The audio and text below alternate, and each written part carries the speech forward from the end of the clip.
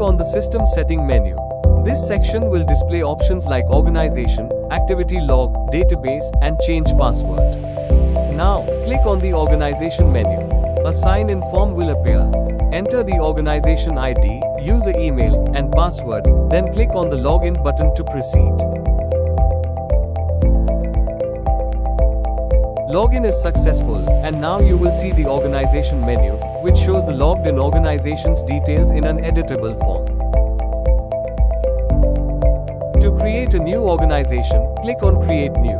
Fill in all the required details, then click Save. So, the new organization will be created successfully. To update an existing organization, click on the Update button. Change the location or any other required details, then click Save. A message will appear saying, Organization updated successfully. To delete an organization, click the Delete button. Click Yes to confirm and delete it. Click No to cancel the deletion. Next, click on the Activity Log menu. This will display the most recent organization update activities, along with all other system activity entries.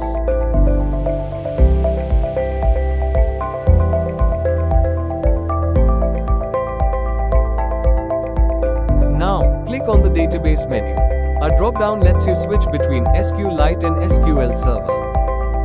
Select SQL Database from the drop-down, then choose Connect Existing Database and enter the required details. Click Test Connection. If successful, click Connect to the SQL database. To create a new SQL database, choose Create Task. Enter the server name, authentication type, username, and password. Click Test Connection. After a successful test, enter the new database name. Click Create Database or Save Creation to complete the process. You can also optimize the database by clicking on the Optimize Database button. This will optimize the currently connected database.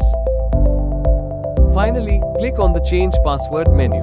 The Change Password form will appear, showing the username is static and not editable. Enter the old password, new password, and re-enter the new password. Click on Reset Password to successfully set the new password. Finally, the System Setting menu has been completed, providing you with all the necessary options to configure and manage the system effectively. Next, click on the Help menu, where you will find the OMR System Help documentation. It provides step-by-step explanations of each part of the system, from the splash screen to the exit process.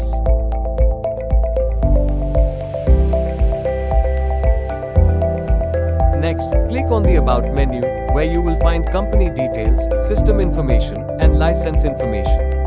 At the bottom of the screen, the company's copyright details are also displayed.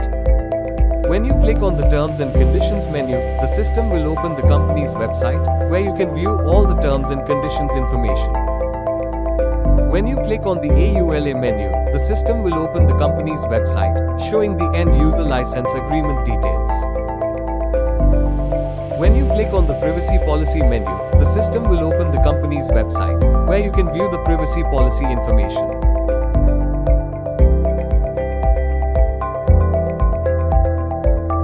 When you click on the Exit menu, a confirmation message will appear. Click No to keep the system open. Click Yes to close the system.